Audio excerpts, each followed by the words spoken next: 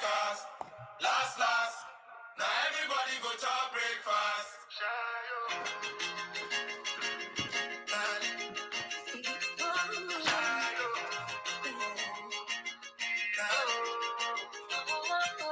To go bow for the result, nothing to discuss. Cause I did the like without and without. I'm a me happy adult. I no go feed the guys out. I listen to talk. I put my life into my job and I know I'm drunk. She manipulate my love. I know holy and I know that devil.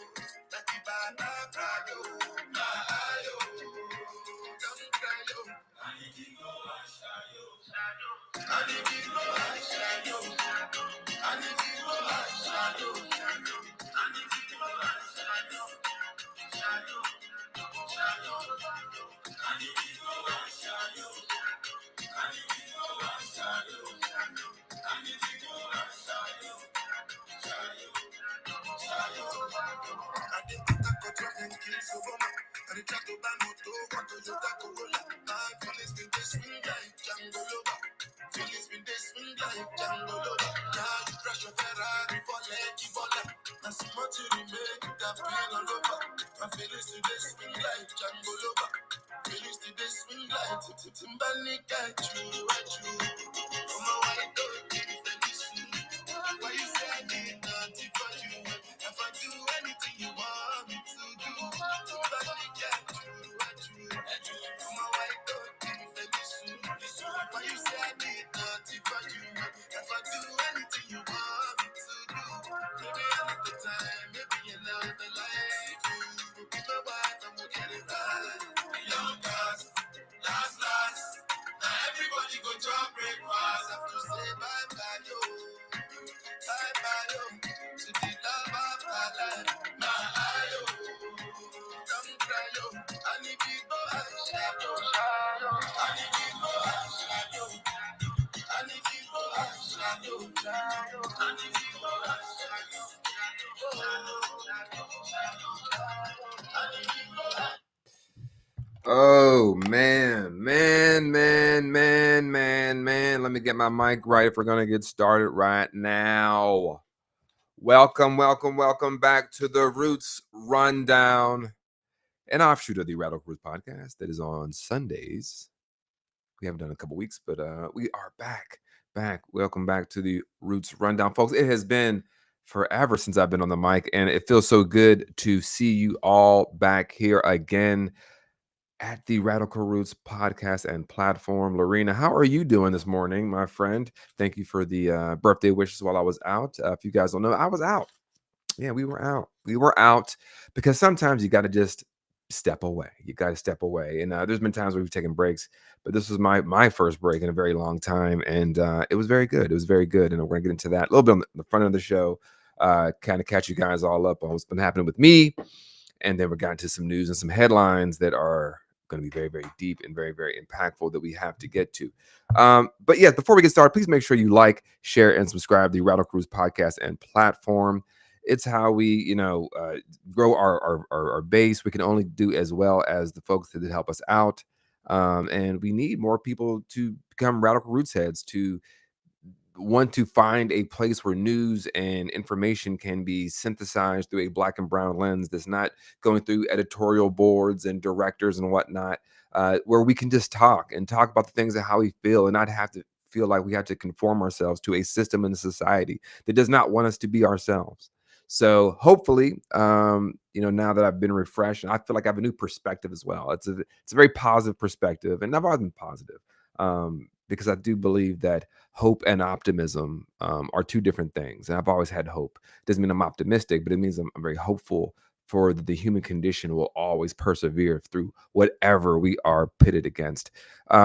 Yes, but please make sure that you tell your friends, if you guys like what we're doing here, I'm still trying to get back into my other social media. So folks are reason like why I can't, I'm not posting stuff. So please follow me on my other social media, which is payron.baxter, PARRON.BAXTER. Follow me there for the time being. That might be the new page. It does suck though, because I have a lot of history and good memories on my other page, but as we're learning right now in this world, in the society, everything has a beginning, middle, and end. Nothing lasts forever. The only thing that lasts forever is nothing. So nothing lasts forever. So yes, follow me over there. And as you guys can see, here is the QR code for our podcast. If you guys could, we just got back from vacation, so we could probably use a couple dollars. Couple dollars. If you guys could take a screenshot of the QR code, and again, just anything you can do, $1, couple dollars, $5, $10, $1,000,000. If we have one person for $1,000,000, I'll stop asking. But until then, if we can get a few folks around the $2 to $3 to $4 to $5 range, it goes a very long way, and we appreciate every single donation at the Radical Roots podcasting platform. But yes, so before we get into anything, as you guys know, we could talk about some very heady things, some very deep things, and we want you to be clear-minded as we're processing these things and imagining a better future. So to do that, we do our moment of gratitude, which I got from Larry Daniel Favors from Sirius XM 126 Urban View Radio. And to do this is to reset. We're resetting not just the conversation, but we're resetting ourselves. We're resetting our minds. We're resetting how we feel, and we're resetting everything, so then we can walk into these conversations open and willing to engage with the dialogue and the content from a place of gratitude. Because when you're consumed with gratitude, you're not consumed with being small or fearful or being less than who you are in your full capacity. So we do these resets because they're very important to all of us. And you should be doing this beyond if you're not watching the show. Just Google Breathe It In by the Beautiful Chorus. That is who you're going to hear in a few seconds here. And just listen along. Do what they say. Breathe it in and let it out. So in the next few minutes, you're going to hear the Beautiful Chorus, which is a fantastic group that I have gotten, again, from Larry Daniel Favors over at Sirius XM. And again, just please, loosen your shoulders, unclench your jaw, loosen your booty cheeks, whatever the case may be. And please take some deep breaths. So here we go in 5, 4, 3, 2, 5, 4, 3, 2, 1. Oh, this is the wrong one. Man, look at that. Look at that. I'm sorry, folks. Here we go.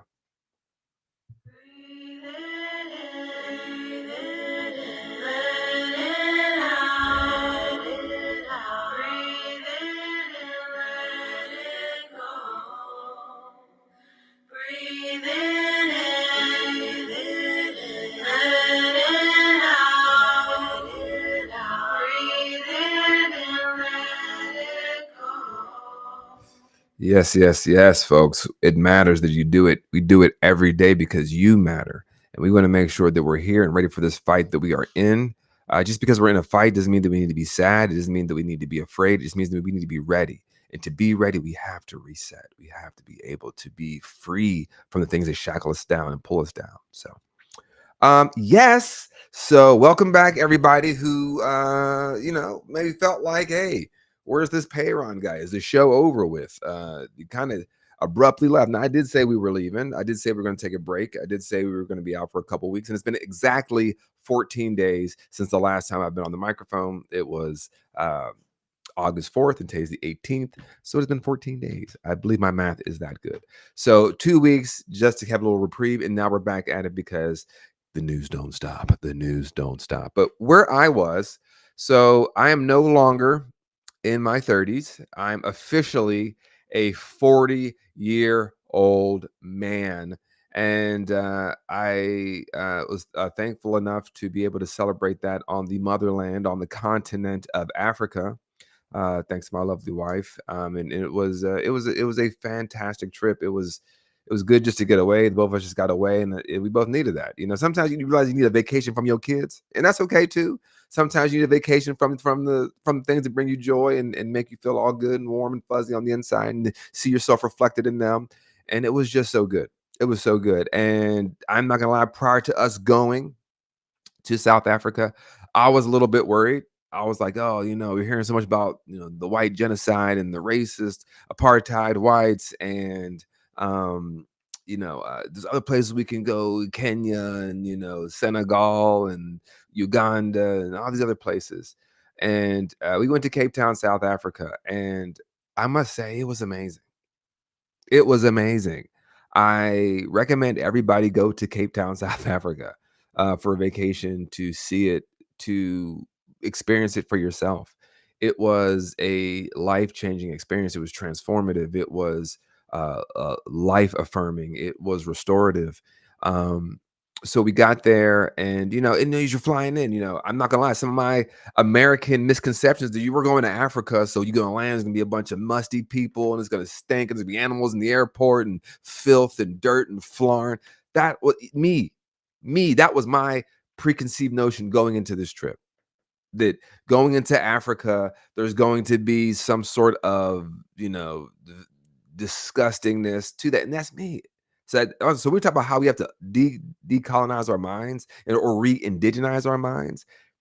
Even me, someone who is an active deconstructor of white supremacy, was still clinging to the lies and myths told to me through white supremacy. So we land in South Africa, and this time of year, it's cold over there. They're ending their winter time. So we were told, make sure you're layering up. But in your mind, you're like, it's Africa, but you forget you're near the end. You're at the end of Africa, near towards Antarctica. So it was kind of cool. Now, me being from Pittsburgh, the coolness is kind of like whatever, because I'm used to like 5 feet of snow, negative 109 degrees, just real tough guy shit. That's me. But we get there, and it's breezy. It's breezy. But I had this feeling that when I walk into Africa, or when we land in Africa, I'm gonna immediately smell like body odor and animal waste and all these things. And ironically, we had I did smell at one of the places that we went something terrible, and it wasn't in Africa. It was in our layover, and our layover was in London. I remember we got to the London airport. It smelled like someone had just shit all like outside, and there was just like spray fart droplets everywhere. I was like, oh, I guess it smells terrible here.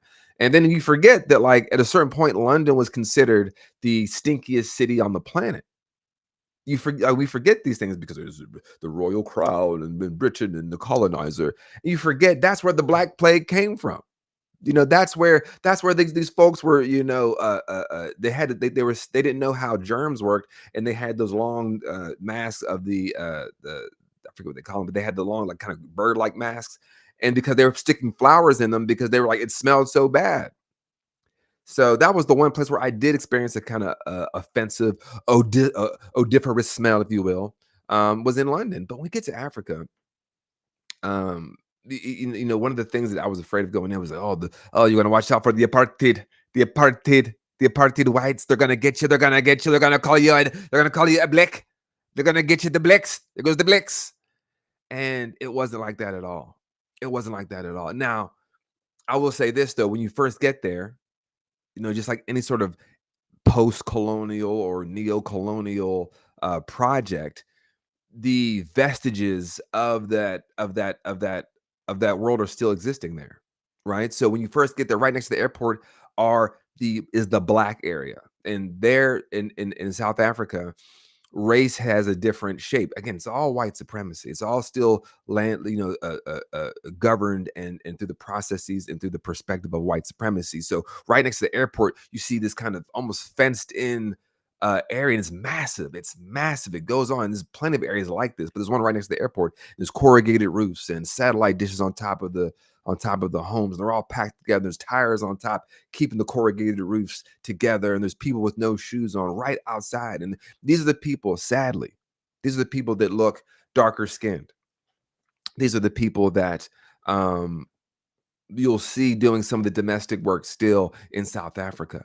Then you kind of go about a couple kilometers outside of that, and you see slightly better housing. And this is where the coloreds live. Coloreds would be people that look like me, people that are not of a darker hue, people that may have some mixed indigenous background, where they might have some African, might have some Indian, might have some Madagascar, Morocco, might have some white in there as well, like a Trevor Noah, right? This is where the colored stay. And then you kind of go a little further in, get towards the city, you get towards the coast, you get towards the beautiful landscapes, and that's where the whites live.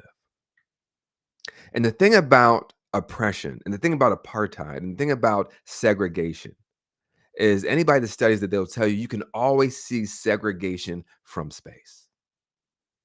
You can always see it. So when people say this is an apartheid state, this isn't segregation, if you were in a satellite, you can look straight down and see this is where it is impoverished, which is a political choice to keep these people like that.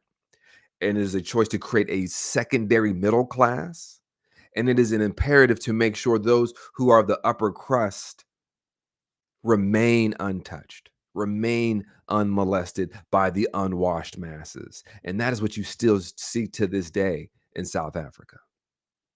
Now, that is something that sadly, me being over there for about a week, I could not control. But what I could control was who I was around, how I engaged, how I listened, how I learned, and how I got to be a part of their community. And who I was around was Africans. I was around Africans the majority of my trip. People that could tell you stories of what it was like to live under apartheid. People who existed through some of the most racist violence that you nor I could even fathom. We were around those people. Liz and I were around those people the entire time. The only time I think I wasn't around a black person was when we went to this jeweler, and there was like a guy there named Reese who supposedly is younger than me. He said, "Look, younger than me, brother, like he was 55 years old." He said he wasn't 40 yet. I'm like, brother, you're looking a hot 69. But that was the only time, and he was cool. He was cool guy. But predominantly we were around Africans. We were around people that could say, "Oh, this is how we do. This is how we say this. And oh, this word that means that," and blah blah blah. And it was amazing. It was amazing to not try to, oh, let me tell you why you guys are still oppressed and I'm from America. No, because guess what? Yeah, they appreciate that we're over there from America, but they also understand they don't want to be Americans. They also see what's happening here. They were talking about Trump and, oh, your president says there's a white genocide here, and then you see these like droves of just white people walking down the street, and I'm like, they must not know about the white genocide, and they're just going to Starbucks or going to wherever they're getting a coffee, because they watch out for the blacks. But it was so good, man. It was so good. Um, and yeah, is there racism still there? Yeah, yeah. I mean, any place there will be white people, there will be racism. Yes. And a fact that I knew prior to going in, but it was reaffirmed when we were there. 87% of the land in South Africa is owned by white people. 87% of the land is owned by white people. And white people make up 8% of the population. Think about that. White people make up 8% of the population, and yet they own almost all the land. That is gentrification. That is settler colonialism. That is just overall land theft. That's real estate violence. And if you know the history of South Africa, which I had a little bit going in, you learn about these kind of, when they pushed the indigenous Africans off their land, then they created these little subparts. Listen, sounds like Gaza, right? Sounds like the West Bank. And instead of giving people their own land, which is, first of all, that's their own land, they're from there. They pushed them into these little small districts. There was checkpoints. They had to have their papers. If not, they could be killed. They could be jailed.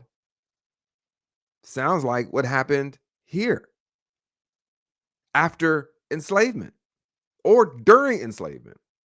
You couldn't leave unless you had a stamp from your master to leave your plantation. Then after slavery, during Jim Crow, you couldn't walk freely without papers that prove that you were employed. That's where we get truancy laws and loitering laws. So they created this thing called Bantu stands.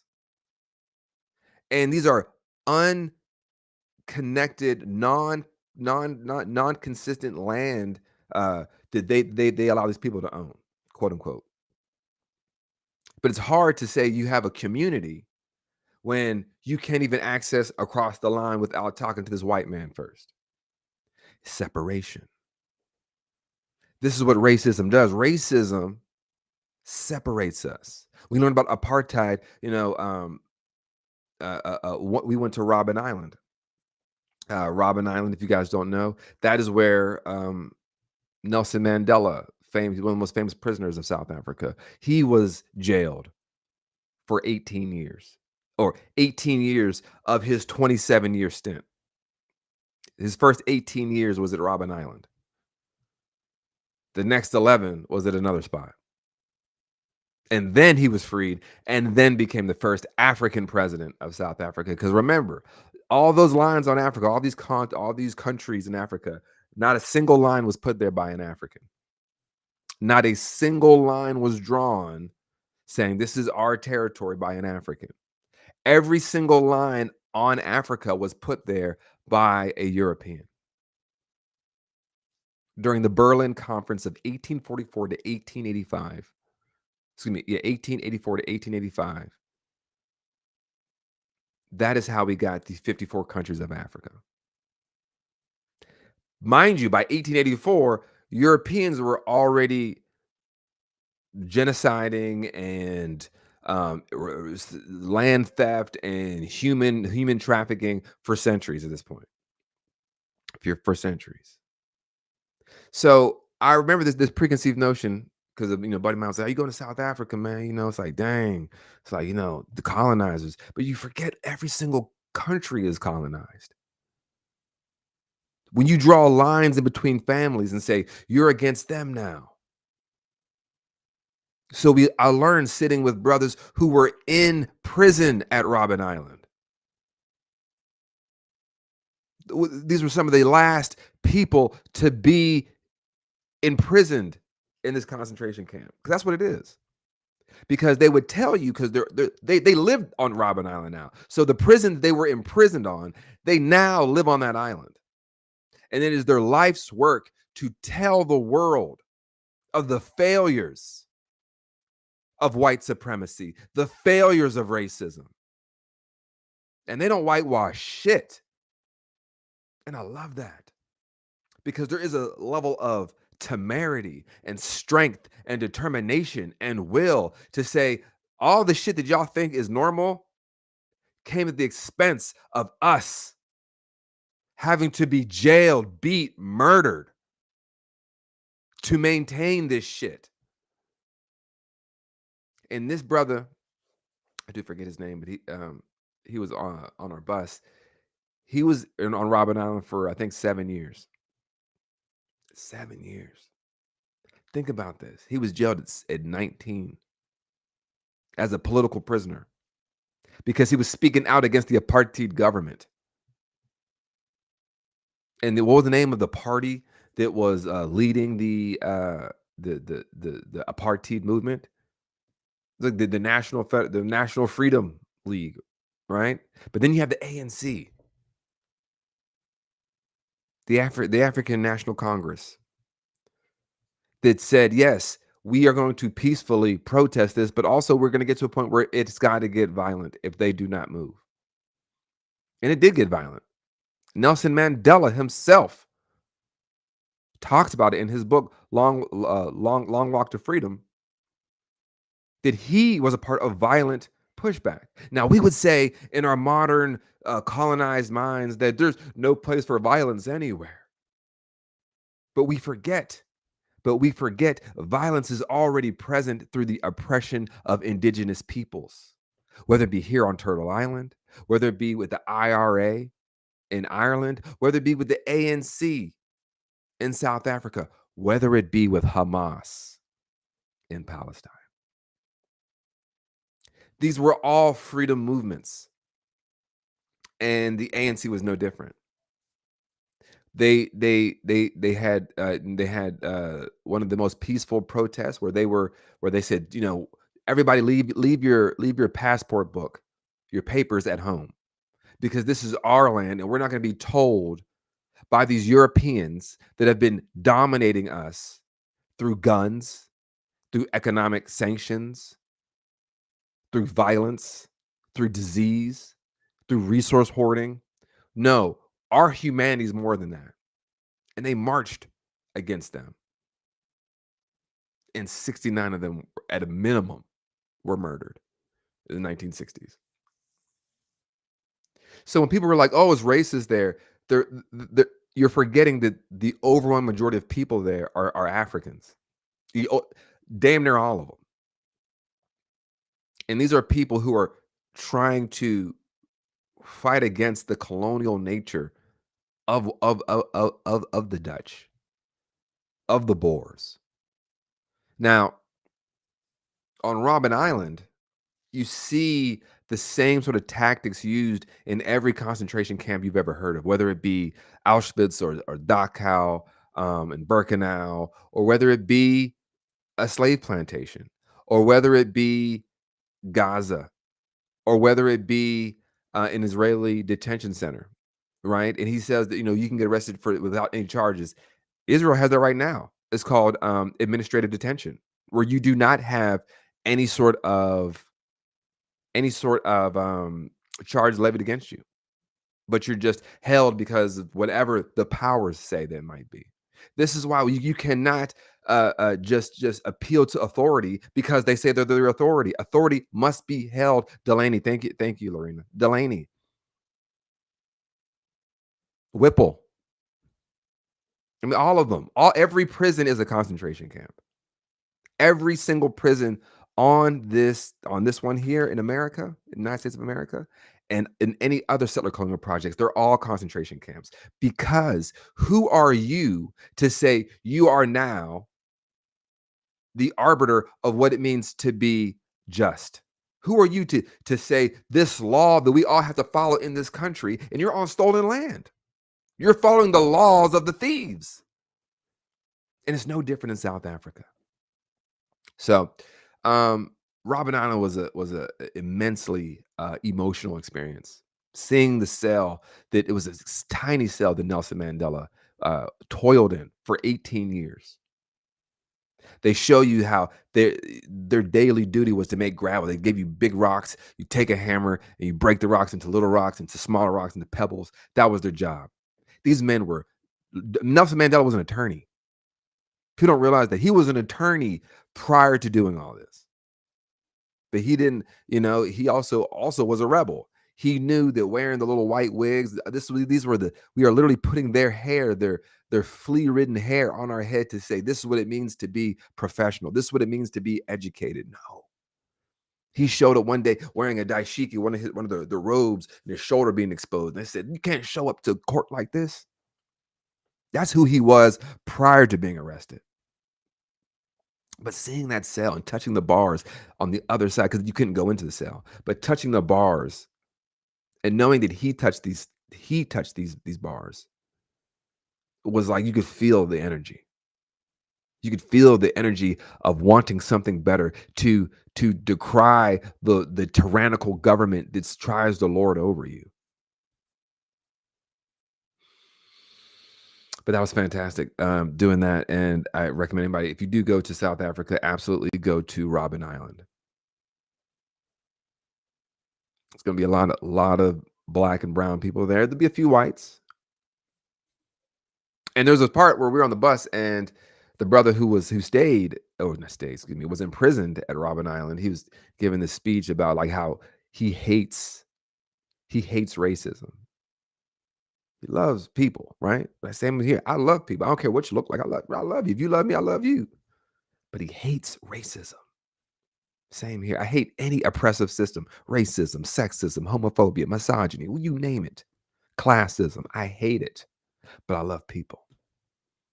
So when people hear me say the United States deserves whatever future is coming its way, they're like, well, what do you mean, Payron? My kids are here. Okay. I didn't say your kids. I didn't say you. I didn't say people. I said these systems. The United States is a system. It's a project. This project deserves to die.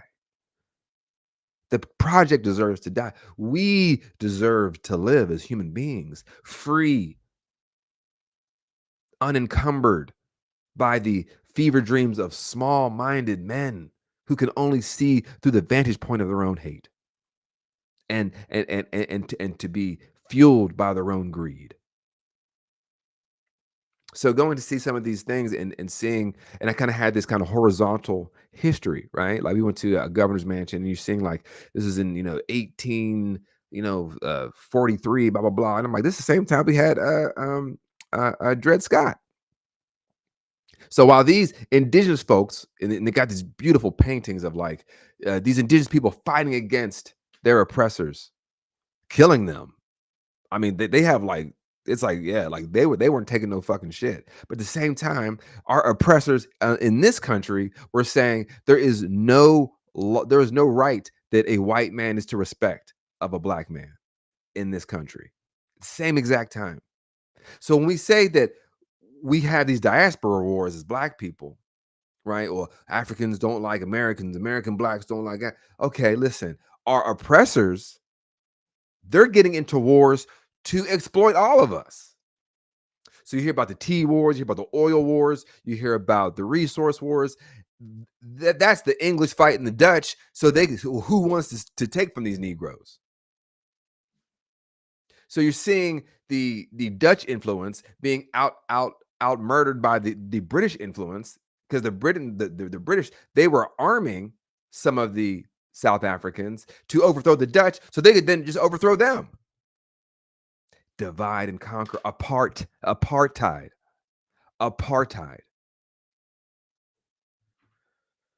And we had a tour guide named Joseph. And Joseph, we love Joseph. Joseph was he was not originally from South Africa. He's been in South Africa for about 23 years. He was from Rwanda. He was from Rwanda. We were with Joseph pretty much the whole. I think it was like maybe one day we weren't with Joseph, but I remember we were. I think we were one of the vineyards, beautiful vineyards in Stellenbosch, and we kind of had, it kind of broke out of nowhere, this conversation about like what it was like growing up in Rwanda during the Rwandan genocide.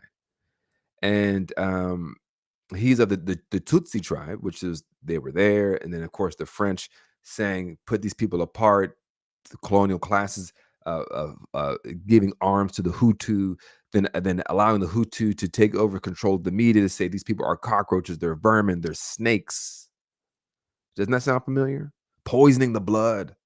These people, colonial forces, separating people who hundreds of years ago would have all been one. Or even if they did war, it wasn't for the same purposes of colonization. It might, yes, it's always for resources and territorial domain, but it's ultimately for. It was never because a white man said that those people hate you. Some outsider told you, if I give you this fire stick that you can aim that at that person and blows their head off, hey, you'll have more territory. Only for that person 10 years later to then kill you, to then jail you, to then enslave you, to then rape your women, to take your children, to decapitate your head, put it on a spike, to melt your body down, like they did to Patrice Lumumba, where the only thing that was left was his gold tooth, because he wanted to free his people from these colonial forces, Belgium, France, Germany, the Dutch, the English. So to hear that story, and he lost his father, he lost his siblings, he lost many relatives in the Rwandan genocide. This is who we were with. We weren't kicking it with Elon Musk and his fucking losers. Now we did go to the spot where the Richie Rich whites go. We went to their Stellenbosch University, which is, I mean, a beautiful campus. It is larger than UNC Chapel Hill, and their tuition is like $5,000 a year, or it's $2,000 a year, and they do advanced science. I mean, all this shit. So I'm saying all this because these are the misconceptions that were put to us, and being able to experience that and to laugh and to hear "Happy Birthday to you," and then hear it in Xhosa or some, I don't know the language. I'm trying to get a little ahead of my skis. But then for them to be able to sing that to me in their natural language it meant something to me. It meant something to me. So all that to say, I one of the biggest takeaways in the analysis I see was was the importance, not the importance, but the leverage of religion against indigenous people. They tell you the stories in these museums of like, oh, the first ships that come were always the clergymen. It was always the people on the boats with the Bibles telling you these indigenous people who have matriarchies and led by women warriors, and they have medicine doctors and all these things that you're actually evil. You're actually evil. Having a matriarch, having a warrior queen, having a female fighting force is evil. People experiencing their own bodies and living men with men or women with women or communal, all this was evil, all this was put on these, and you can see it's written on these old ass paintings. The paintings are painted 300, 200 years ago, 1800s, 200 years ago. And they're saying that this is when they said, this is when the clergymen said that these people eating these things and dancing the way they dance is all evil. This is how they separate us from ourselves. So being in Africa and seeing that was, it reminded me of us as Black people here in this country, because we are a race of children. And I don't mean this in a derogatory way, but we aren't connected to ourselves. We do ultimately have, I mean, I've known this for a long time, as we've said this on the show, we have our own culture. We've had to develop our own culture because our culture was stripped from us when we were trafficked across the oceans in the transatlantic slave trade. It was taken from us. So we had to develop through our indigenous ways from the memory that we did hold on to. This is how we how we can commune and how we can speak life to life, ear to ear, mouth to mouth, life to life. But being over there with people who are still, they speak through 4 or 5 different indigenous languages. But the thing is, it's all the same though. Like, they see me over there, and they cracking jokes, whatever. And I'm walking up on them and, we cracking wise. It's the same thing. Because African is universal, baby. So it's beautiful. It was beautiful. The one thing I didn't like, I ain't gonna lie, is that I kept being considered colored. Not that like, oh, don't consider me colored, but like they thought that I was from there and colored, and like I walked as if I was a part of this upper class, because I'm sure there's some colored people over there. I remember colored means that you're not as darker skinned, but colored people, they look down on the darker skinned people. And I want them to know that was not me. So they would try to speak to me in Afrikaans. I remember we were at getting some clothes because it was cold, so we had to get some more clothes. And the cashier, she's a colored girl, and she was like, "Oh," she started speaking, and I was like, "What?" And she was like, "Oh, you don't." She's like, "You don't."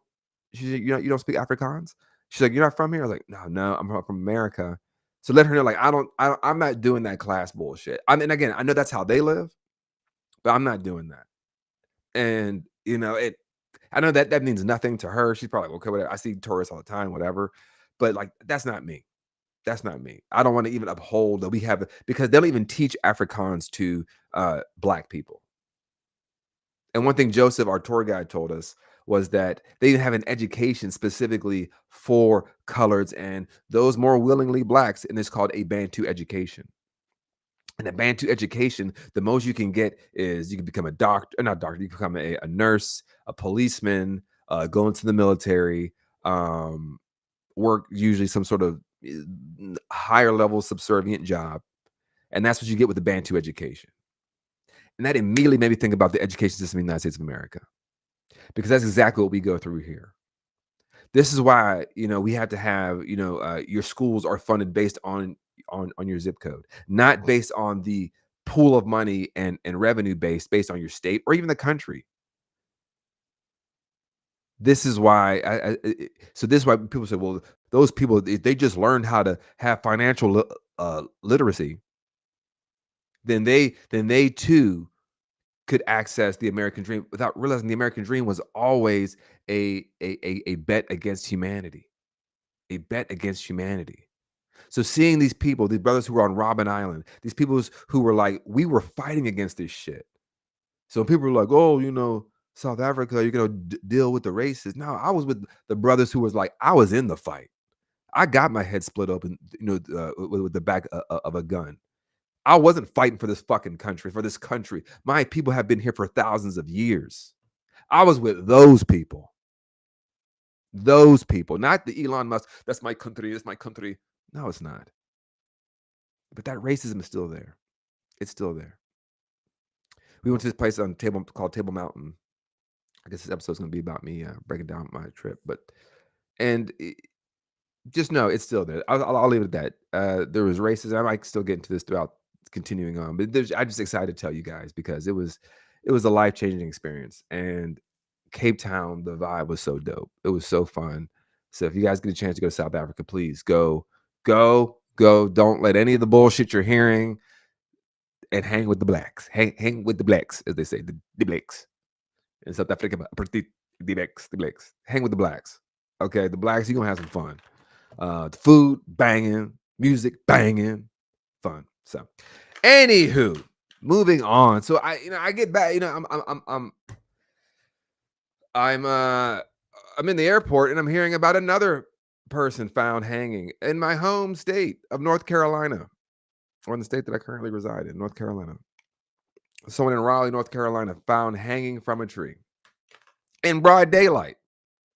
So as I looked at the colonial structures of South Africa, leaving out of there, I'm also reminded I'm going back into my own colonial structure in the United States of America that also says that we are so inferior that we can't take care of ourselves because we just keep killing ourselves by hanging ourselves from trees in the South because they're unable to deal with their own ignorance.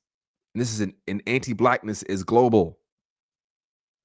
This feeling that these African people, whether you are Peyron Baxter or whether you're, someone from anywhere on the continent or anywhere in Europe that's of African descent or anywhere in China of African descent, that these people lack the brain capacity and ability to lead or the ability to have logical thought or to be inventive. And the point of racism is to steal the permission to imagine better. So the only permission you have left is you're asking for permission to get the applause and the adulation of whiteness. So hearing about another person hanging in Raleigh, North Carolina in broad daylight, was it shocking? No, but was it also, did it remind me of where the fuck we are? And why when people say we're all in this together, we're not. We're not all in this together. We might all be cohabitating together, but we are all, the stakes are not the same for all of us. There are, and this is why, it's really hard for me to accept, the concept of like overwhelmingly majority of white women want to help black people, because it's just not true. There is literally a museum down in Alabama dedicated to lynchings. And the number one cause of all these lynchings, overwhelming majority, are because a white woman said something. A white woman said that guy did this, that person looked at me, that person walked across the window when I was bathing, his hand touched my hand, he didn't jump off the sidewalk fast enough. There's a whole museum. So when people say we're in it together, I say, well, where's your museum showing where black people did this to you? Where are your movies talking about the systemic problems black people have caused white people? It doesn't exist. But on the way back, so I heard that story. But on the way back, I also heard the very sad story of Jason Arday. And if you guys don't know who Jason Arday is, here's just a quick video to give you guys just kind of a rundown if you guys have not heard the story. And is this what's don't give Coffness a job, right? Yeah, you got your own ways to retaliate. What are you going to do, do you think? You going to finish your PhD? Or no, you've already finished it. You're just going to... No, I finished a long time ago, yeah. Yeah, so what are you going to do? Well, I have the job currently, and I'm still waiting for the revolution to happen, and then it's going to take a while. Get another job. After the revolution, I'll be the the head of the Department of Eugenics and Race Science at Harvard, maybe. That's Nathan Kaufman. That's the guy who started the witch hunt against Jason Arday. He is, as you heard him say, a eugenicist and a racist. That is why he lost his position at Cambridge, which is where Jason Arday was until he resigned last week. He is calling for an anti-Black revolution. I don't know how it could be more clear. As a reminder, for anyone who didn't watch that video or didn't get to that point in the video, here is what that same person we just saw in that video, said that led to him losing his position at Cambridge. He said, in a meritocracy, Harvard faculty would be recruited from the best of the best students, which means the number of Black professors would approach 0%. Blacks would disappear from almost all high-profile positions outside of sports and entertainment. So anyone who is sitting here justifying what the media did to Jason Arday, the degree to which they laser focused on whatever he may or may not have said and whether it was true that he ran this many miles or whatever, the disproportionate focus and scrutiny of this man when there are real criminals out there causing significant harm who are not getting anywhere near this amount of coverage should be a red flag to you. You should be seeing that this is weird. You should be seeing that this is not normal. This was not a famous person. This was not an extremely wealthy person. This was not a person who the public was asking about. Nobody was demanding answers about what the number of miles this person ran. Just about every single day I see a post on my feed about a pastor, a teacher, a policeman, or someone else in a position of authority who has been charged or arrested or convicted of abusing people. Not a single one of those stories has gotten even remotely the amount of coverage that Jason Arday has gotten. Anyone who is defending this, meaning the press and the way they handled Jason Arday and the coverage of this story, is siding with Nathan Kaufman. You're siding with a racist, you're siding with a eugenicist, and that tells me all I need to know about you. And Jason Arday, a week after he resigned, was found dead. Jason was pushed to the edge, and they said over 188 articles were published in the British press about Jason Arday. They're trying to say that he was plagiarizing and blah blah blah blah blah. 188 articles. There's not 188 articles about Prince Andrew since we found out about the Epstein stuff. There has not been 188 articles in the British press about Prince Andrew, who we know because they stripped him of all of his royal rights in his name. That's why he's Andrew Saint Mountbatten, whatever the fuck it is. He's still a pedophile. He's still free. There was more articles about this black man in the span of 9 days. 188 articles in 9 days. There are people plotting to blow up synagogues and mosques and to kill people in the UK, but they ran 188 articles about this brother and his potential plagiarism. But this isn't new. And rest in peace to Jason Arday. But here's Dr. Kimberly Crenshaw, and she's going to break it down a different way. Tell you a story about two college presidents, right? One is a black woman and one is a white man. One of them doesn't get any newspaper coverage at all and is allowed to quietly resign. The other one not only is humiliated and removed, but she now becomes a context-setting rehearsal every time there's a question about whether black people deserve to be where they are. You know the name of the first president, right? Everybody can repeat it. Claudine Gay. Have you ever heard of the name Mark Trevor Tessier Levine? No. This is the white president of Stanford University. Unbelievable. Removed for falsifying data. Now, about media's facilitation. They are not just reporting.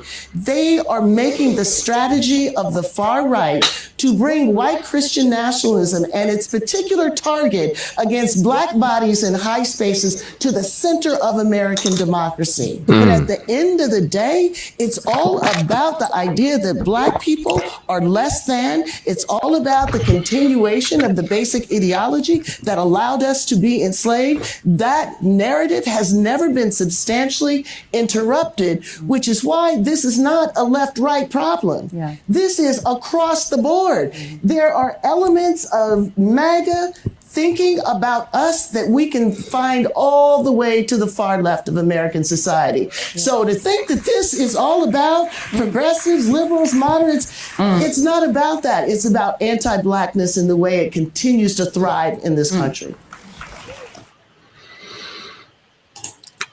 Ladies and gentlemen, that is Dr. Kimberly Crenshaw, who was famously known to create the phrase intersectionality. But yeah, she's right. She's right. You know, for knowing about Claudine Gay, you forget about all the white people who have been credibly accused of plagiarism. But Jason Arday had to have 188 articles, because the thing about racism, it requires this sort of illogic about, you know, black people, that we're always nefarious, that we're also somehow supposed to be above all you know, moral, you know, transgressions, but also we're also the dregs of society. The double standard is alarming. Is alarming. And Dr. Kimberly Crenshaw is 100% correct. That until this country could sit with its own need for these double standards, we are only going to continue to slide towards totalitarianism. We're only going to continue to become more and more violent. We're going to become more and more racist, and this country is going to implode. This is why I say this country deserves whatever future is coming its way. I saw this video. This is a good kind of spin on it too. I don't care whether a Cambridge academic plagiarized somebody else's work. Why would I care? Because the conversation about Jason Arday is not actually about that. It's about the aesthetic, and the aesthetic of the conversation reflects the Western world's unprocessed hatred of black people and the guilt and the trauma they feel about that, dating back to slavery and colonialism. Now, because they are unable to face it, because they are unable to process it, it comes out with these bizarre intellectual justifications. People claim they care about equality or meritocracy, and that's why they oppose diversity initiatives. Or they claim in this instance to care about academic freedom or intellectual property. It's never, ever about that. It's about the inability to deal with a black academic with dreadlocks sitting up on a high academic throne in Cambridge, or a black president, which is where a lot of this all came out in the first place. It was like Obama forced people to look at their shadow. They couldn't handle it, so it went underground and it got nastier and more aggressive, and out comes Trump, a walking, talking shadow, an exercise in unconsciousness and grotesquerie. So that's what this conversation is actually all about, and there will be more and more cases like this until the Western world deals with its own past, its own guilt, its own trauma, and its own hatred of black people. So when people tell you, why do you make everything about race? I mean, at a certain point, like, these are unserious people. These are people clinging to the lie. And some of these people are in the Democratic Party. Some of these people are leftists. Some of these people are progressives. Some of these people are liberals, or whatever the classification. So when they say, oh, it's about class, not race, you have to understand race was the original class differentiator for this project. You are not of European descent. You're an indigenous person on your own land for thousands of years, sounding like South Africa, sounding like Palestine, sounding like South America, sounding like the Aborigines in Australia, sounding like the Maori, right? This is we are a society of unsophisticated people who are unwilling to deal with the truth. The white population is they're unwilling and they're unaware, right? Because the society allows them to be ignorant. That's a privilege to be ignorant, right? To even still call yourself white is still violent to Black people and to people of color and indigenous and Africans and Asians. It is violent because you're not white. White is an invention. Why are you still calling yourself something that's made up? But you call yourself Black. Well, we don't know who we are. We are products of the transatlantic slave trade. We are products of settler colonialism. We are products of having our history, our practices, our religions, our languages, our hairstyles stripped from us. That was not your situation. Your situation was you get to come over here and be white. If you get to be white, all you gotta know is you gotta help us expel these natives and keep these Negroes that we brought over here to be our permanent underclass under heel. You do those two things, you get to be white, especially if you phenotypically look white. And it really all clashed to me when I was in Africa. I said, "This is the same shit they were doing to us." And while we were sitting there mad and be like, "Oh, the overwhelming lie that you sold your own people into slavery," these oppressors are everywhere and they're working together. They were conspiring together. Yeah, to get into wars, but trust and believe they were all working together. They wanted the same outcomes that, hey, I'm on the throne. It was Game of Thrones. It was Game of Thrones on a global scale. It was, I want to run this part of this resource-rich, human resource-rich area, but no, I want that area. So they get into a war, and then we hear about this war in Europe. And in reality, it's over those resources of our people. So this is why we can't look at this and be like, well, that's over there, we're over here. It's all the same tactic. It's divide and conquer. It's apartheid. So the faster we can understand and deconstruct white supremacy, the faster we can have global solidarity. Huey P. Newton, Malcolm X, Marcus Garvey taught us that you must think internationally, but act locally. Understand that we have the same oppressors. This is not my natural language. Praying to Jesus is not a natural thing for Africans to do. These are the things that are put on us. But with that, but this was a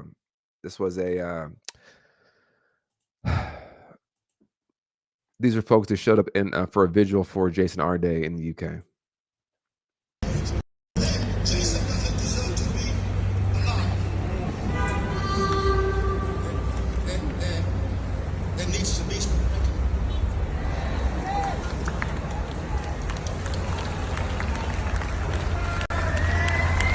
there needs to be some justice.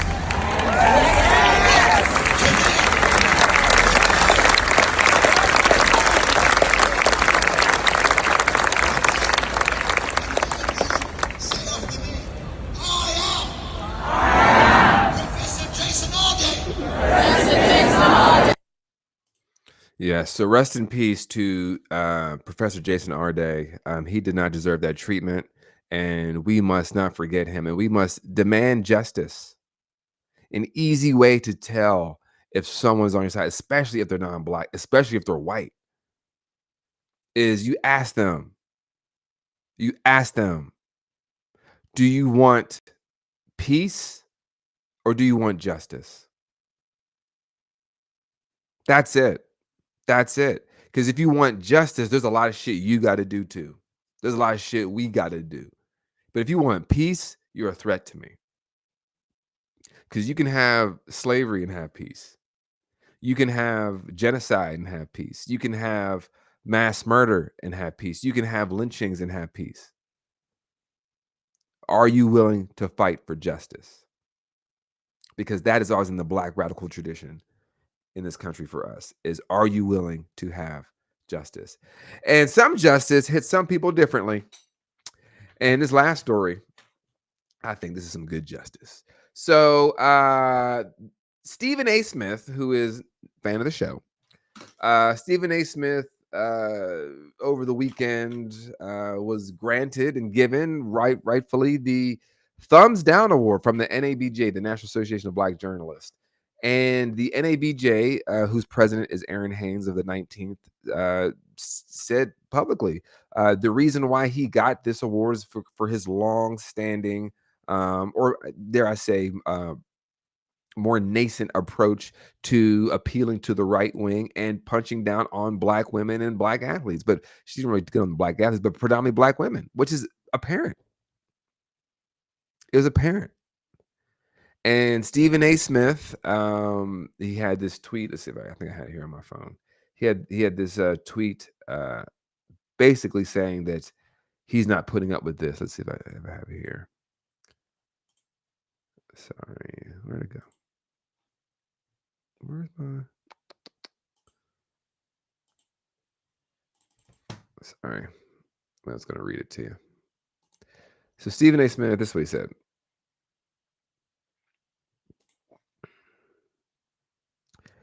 So when the National Association of Black Journalists, they gave him the Thumbs Down Award after celebrating and welcoming him from 2 years ago. This is his response. This is the epitome of Christmas arriving early. The NABJ wants to call folk out. Fine, you had your turn. Now mine is coming. And make no mistake, ... comma, I'm coming. Let's see who really deserves a Thumbs Down Award when it comes to the black community after I say my piece. Remember, NABJ, you asked for it. I've shut my mouth for years. Now you started something. Now y'all started something. When people say y'all, you always have to qualify that shit. Who is y'all? The majority of black people don't fuck with Stephen A. Smith. He knows that. Like, he knows that shit. He's been asked about this shit every fucking time he's on a mic with a black person. Now, when he's with Trump and Chris Cuomo and Bill O'Reilly, of course they're not going to ask him about why black people don't fuck with him, because guess what? Black people don't fuck with them either. So Stephen A. Smith got this Thumbs Down Award because he has a long-standing record of degrading black women, whether it be Kamala Harris, Jasmine Crockett, Cori Bush, Michelle Obama, Serena Williams.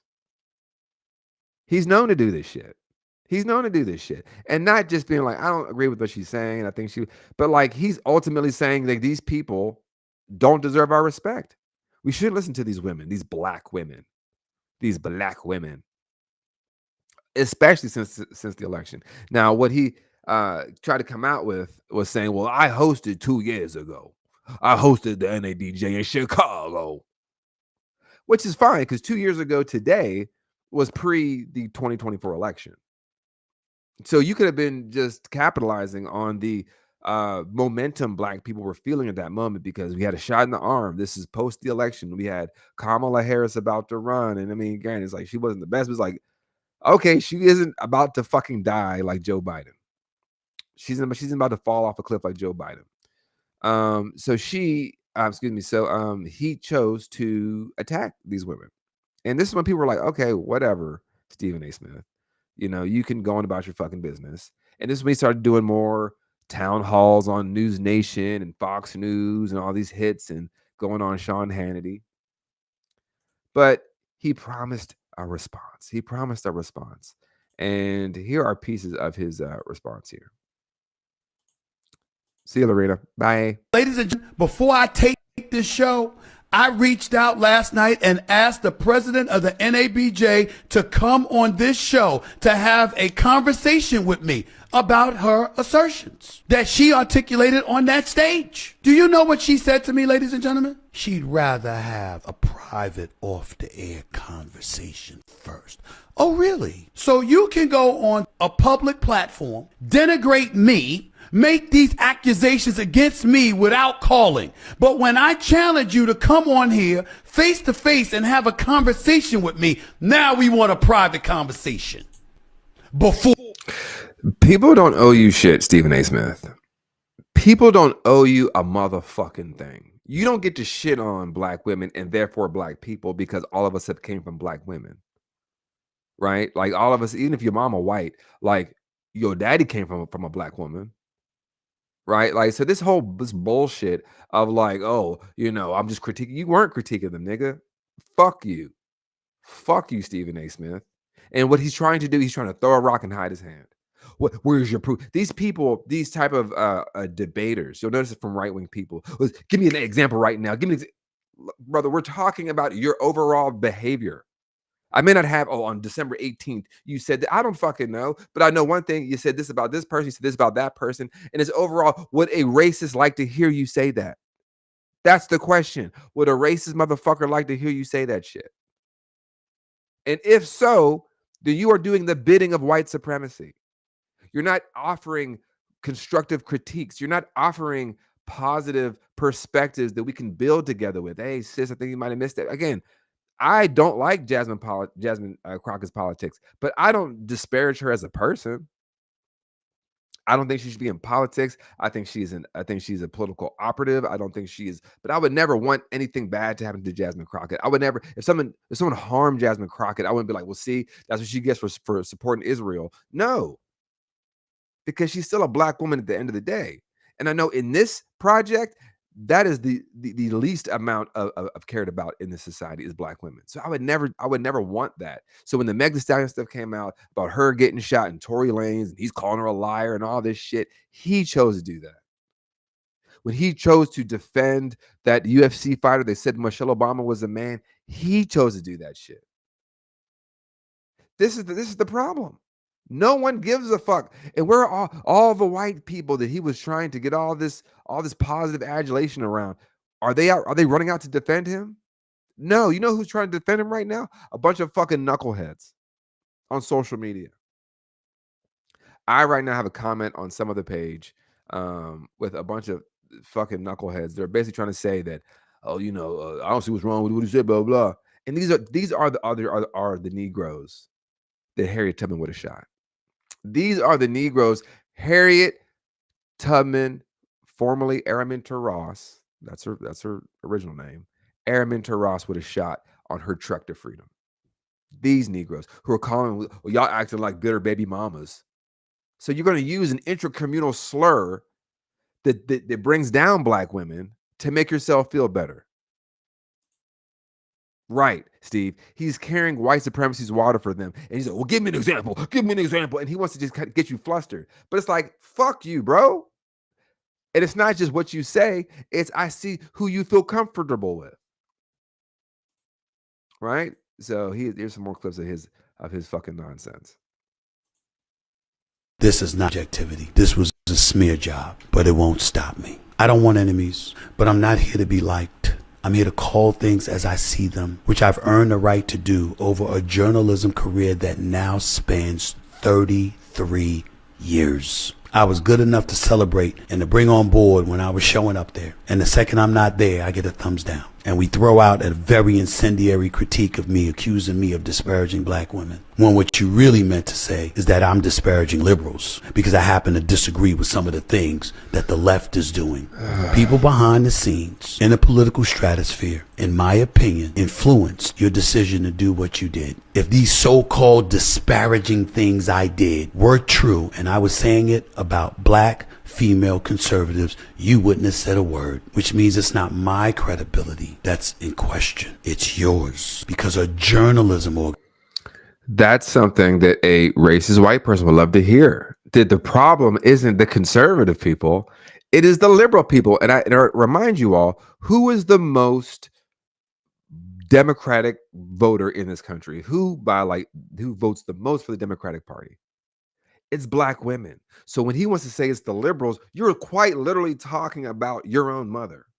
You're talking about your daughter. You're talking about black women you don't even know. So yes, fool, you saying this on the spectrum, and again, sitting from the outside looking in, being in Africa and seeing how we are carrying the mentalities and ideologies of our oppressors. That's his problem. Because that's what internalized racism is. Internalized racism is when you start taking on the perspectives of your oppressor. And a key component of internalized racism is that you don't even know that you're holding it. So an Officer Tatum, a Stephen A. Smith, a Candace Owens, a Herschel Walker. They'll always tell you, how am I? They don't know. Now they do know, but they don't know. Now they do know because they're getting paid, but they don't know because it's fortuitous for them to not know. As the Upton Sinclair quote that I say a lot on this show, it's hard to get a man to understand when his salary is dependent upon him not understanding. And Stephen A. Smith is a textbook example.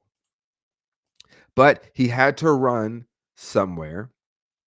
After his that was his first response. He said he's gonna lay it out. He didn't really do too good of a job. He didn't do too good of a job because when your community rejects you, you have two options. When your community rejects you, you have two options. One, you can pause and you can listen and try to work to become better, to do something different. You can pivot, right? You could, okay, I'm sorry, I didn't know. I guess I said that. I didn't mean it that way, and I guess I could try to do something better. Or you could do whatever the fuck this is. You could do whatever the fuck Stephen A. Smith just did and be like, oh, yeah, because I'm standing on it. And these losers that are jumping into the comments online trying to glaze Stephen A. Smith, they're like, well, he's just standing on business. A bigot stands on business. What are you talking about? Like, a man stands on business. You trafficking in misogyny and patriarchy does not make you more of a man. That makes you a little boy. It makes you a child. It makes you embarrassing. Just a child doesn't move from their worldview. I want, ice cream for dinner, and they have a tantrum. That's what he's having, an adult tantrum because his community said thumbs down, and it's rightfully deserved. Thumbs down is rightfully deserved. Thumbs down, 2 thumbs down, multiple thumbs down.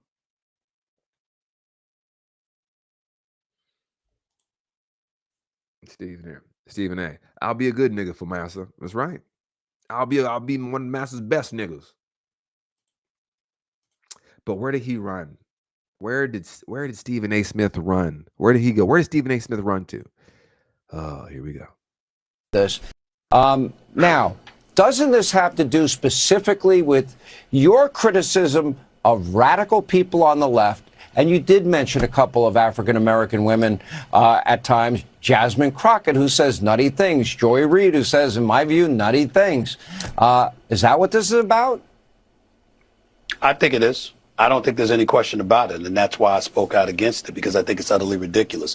I was raised by 5 black women. My mother, God rest her soul, and my 4 older sisters. I have 2 daughters. I have 10 nieces. I don't know what the hell they're talking about. I find it highly offensive that they would label me in this way. Give me a thumbs down award specifically for disparaging black women. I want everybody out there to know there's no such thing. That did not happen. That is a flat out lie. And that never happened. Whether it was Jasmine Crockett, whether it was Kamala Harris, whether it was Michelle Obama, I pointed to something that they said that I may have disagreed with. That is all. That is all that I have done. And to enjoy you said Reid about Michelle Obama, as well. She could win. That's what I remember you saying about her. Yeah, but what? No. Yeah, but remember what happened is that I said that I did not appreciate her saying that a vote for Donald Trump was a vote against women, because I said there are a plethora of reasons why people go to a poll. Some people might prioritize. Who are you? Are you a woman? Are you a woman, Stephen A. Smith? Who are you to say women who are talking about women's issues, a man who is a rapist, a man who is a pedophile, a man who is found criminally, civilly liable for sexual assault of E. Jean Carroll and owes her millions of dollars, is not a vote against a man who stacked the Supreme Court to overturn women's rights? What is he talking about? That is not a vote against women? Steve here. Your mother is rolling over in her grave. Damn right. She's probably like, God damn, I should have swallowed him. The economy, immigration, safety in the streets of America, national security, etc. There are a plethora of reasons why somebody would choose to vote. To sit up there and to say to African American men that a vote for Donald Trump would be a vote against women, I said, I don't think that's fair. And that's what I said. My point is, whether you agree or disagree, how does the word disparaging come into play? Or to talk about me degrading and denigrating black women? No, I had a difference of opinion about something that they may have said. And your difference of opinion has aligned with what white supremacy thinks about black women and black people. That's why you're on Fox News trying to get your fucking belly rubbed by this dying, decrepit ballsack named Sean Hannity. And you're sitting there trying to convince this audience of bigots that you care about black women when they don't care about black women. They like that you make fun of black women. That's why you're on Fox News. And that is all. But a journalistic organization that's supposed to, its foundation is supposed to be based on objectivity and, most importantly, uplifting African Americans within the journalism industry. Well, excuse me, what have I accomplished in my career? Where am I sitting at right now? On September 29th, I'm about to be inducted into the Broadcast and Cable Hall of Fame. I've established myself as one of those people in this industry, but I'm not a Hall of Famer for the NABJ. I brought for my national television show, First Take from ESPN, in concert with ESPN and the great bosses that I have. We brought First Take, a nationally televised show, every weekday morning from 10 a.m. to 12 noon on ESPN. We brought it to the NABJ conference. When have you seen a nationally televised show broadcasting live from a journalism convention? I did it the last 2 years in Chicago and Cleveland, respectively, but I don't show up this year and all of a sudden I receive a thumbs down award. I think it's utterly ridiculous. And Again, Stephen A. Smith, man, if you can't figure this out, I mean, that's on you. That's on you. And as the old phrase goes, some people are so poor, all they have is their money. All they have is their money. So for him to say, I'm the number one journalist on ESPN, okay, running touchdowns, that don't mean shit. They're taking rights away, nigga. And you up here talking about something. I'm with these people. I'm with the ones who are taking your rights away. I'm with them because they're gonna feather my nest. Stephen A. Smith knows where his bread is buttered. That's why you're on ESPN like that. They're getting rid of the other black people from ESPN, the Ryan Clarks, the Jamel Hills, the people that speak out against racism, against white supremacy, because sports was always political.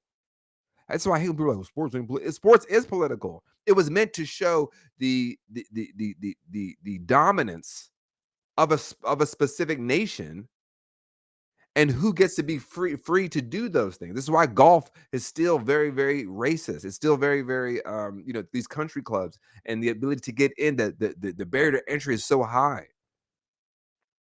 because you don't have access to those resources. It's all political.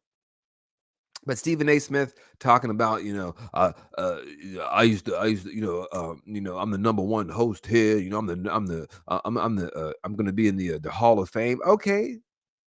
And you can still be a piece of shit. There's people in the Hall of Fames of acting and finance that are racist as the day is long. The Harvey Weinstein is probably one of the best producers that ever existed, and he is a disgusting rapist. They're not mutually exclusive, Stephen. And yes, just because you hosted NABJ 2 years ago doesn't mean over the next 2 years you couldn't have changed to become terrible. Same way a woman can marry a man 2 years ago, then over the next 2 years in that marriage, he starts hitting on her. He starts beating her. He starts bringing her down, treating her like shit, threatening her. Do you not understand how time works? And just because you did something 2 years ago, people don't have to stay there. They're going to watch what you do, so on and so forth. I say on this show, you write your legacy every single day. It doesn't stop when you want the clock to stop, and it doesn't start when you want the clock to start. You write your legacy every single day, and Stephen A. Smith is learning that lesson right now, and I'm happy for it. I need more of this because Stephen A. and the A stands for asshole. Couldn't have happened to a better person, folks. We went a little longer today because I wanted to kind of give you guys a rundown on my trip to Africa. I'll talk more about that, I'm sure, throughout the weeks and months and years, probably, because it has really reshaped how I view the world. It is beautiful. I loved it. So, folks, I just really hope we can continue to have these broader conversations and get into the milieu of the cultural components of politics, because it's not just voting and this, that, and the third. We have to understand we're still finding Black people hanging from trees. We're still having Black people at the highest unemployment rate in decades. Black people being laid off left and right. We have people still being demonized just for existing. We're having white threats put to Black and brown people. We're having American citizens murdered. That is why Stephen A. Smith is a problem, and anybody that supports him is also a problem. The overwhelming majority of people disparage that man, but guess what? There's always a small minority that support it. Folks, I'm going to be back Thursday and Friday because there's so much shit we got to get to. Please shoot me any notes or messages or things you want me to cover. I feel revitalized. I feel better. My mindset, my perspective has changed dramatically after touching the mother continent. And I'm going to bring that into every single episode moving forward. So if you guys have any ideas or topics you want to cover, please let me know. But again, rest in peace to Jason Arday. Stephen A. Smith is a piece of shit. And, power to the people. So I will see y'all on Thursday. And